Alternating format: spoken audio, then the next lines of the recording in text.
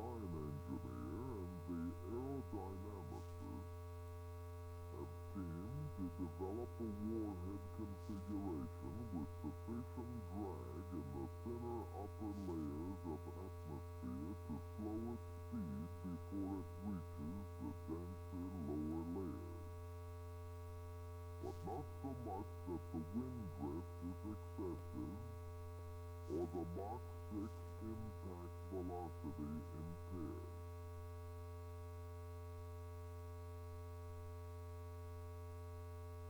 This team is also making extensive use of various high-speed wind tunnels to determine the airform that will produce the least turbulence in the denser atmosphere.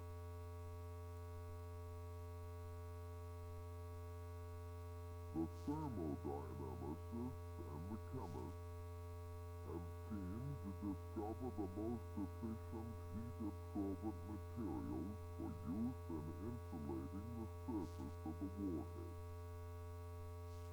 In this search, they are using several especially constructed tools, such as this Convair solar furnace, in which small specimens of ceramics, metals, and ceramides are heated as high as 6,000 degrees Fahrenheit by concentrating a 10-foot circle of the sun's rays on a 3/8-inch focal spot.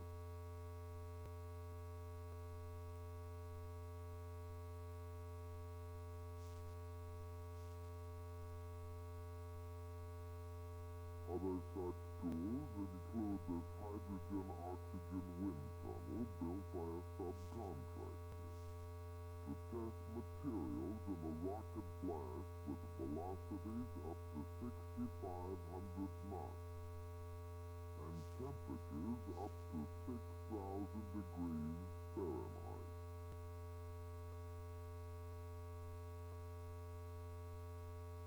And this light gas gun at the Naval Ordnance Test Station in Yukon, California, which is designed to fire half-inch pellets through a 75-foot air chamber at velocities up to 8,800 knots.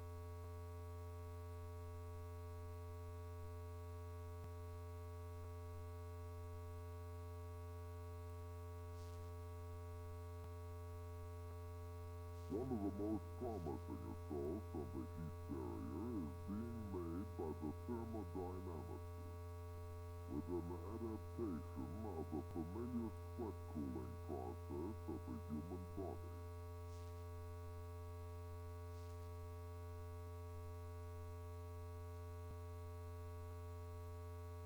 In this technique, known as transpiration cooling, a fluid such as water is forced under pressure into the pores of a porous metal skin, where it is converted by aerodynamic heating into superheated steam, which carries off the heat into the atmosphere. During the test we see here, in which a specimen of composite skin material made by copper plating large bore sintered stainless steel was heated by electrical resistance, a heat transfer rate of 14 million BTU per hour per square foot was achieved. To appreciate the implications of this, compare it with the 6 to 10 million BTU per hour per square foot heat transfer rate at the throat of this Atlas rocket motor.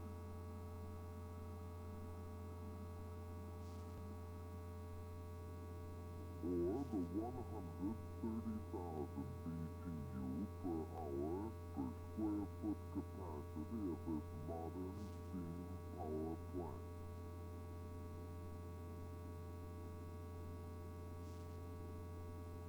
However promising such laboratory experiments may be, They cannot be considered conclusive until some of the unknowns of the hitherto unexplored Atlas tactical environment are determined in flight.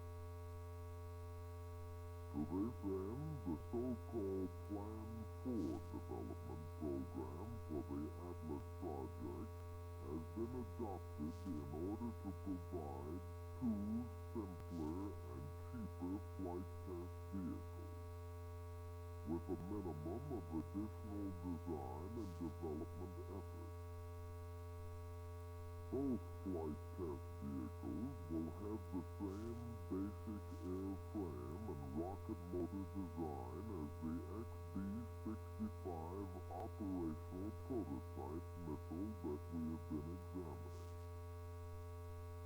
The first test vehicle to be built, the X-11, will be propelled by a single 120,000-pound thrust rocket motor, gimbal for directional control, and otherwise similar to the center motor of the XB-65, except for the shorter nozzle, and alcohol as fuel instead of gasoline.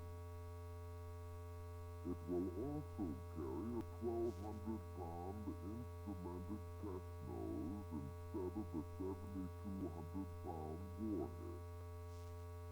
Tested over a 150 nautical mile range and attaining a maximum altitude of 330 miles, it will be capable of exploring re-entry conditions at about 6,000 knots, as well as proving basic airframe and equipment design.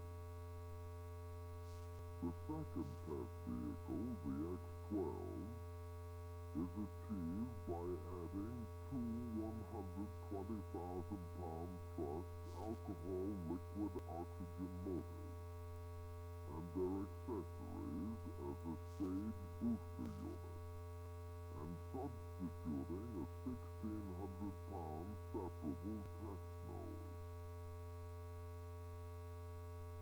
Tested over a range of about 1,400 nautical miles, the instrumented nose will re-enter at close to operational velocity, and instrumentation on the body section will provide data on the 1 1/2 staging operation.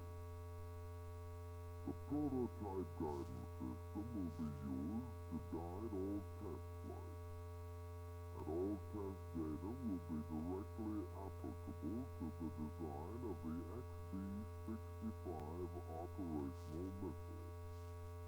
The XB-65 will differ from its immediate predecessor, the X-12, mainly by the extension of a rocket motor nozzle, the addition of two more rocket motors to the booster unit, the use of gasoline as fuel, and the substitution of the 7,200-pound warhead in place of the test nose. Since the basic rocket motor and airframe design are the same for all missiles of the Plan 4 program, we may consider the following development activity on these components and their accessories as equally applicable to all three versions. As may be seen here, the conversion of the 120,000-pound thrust rocket motors from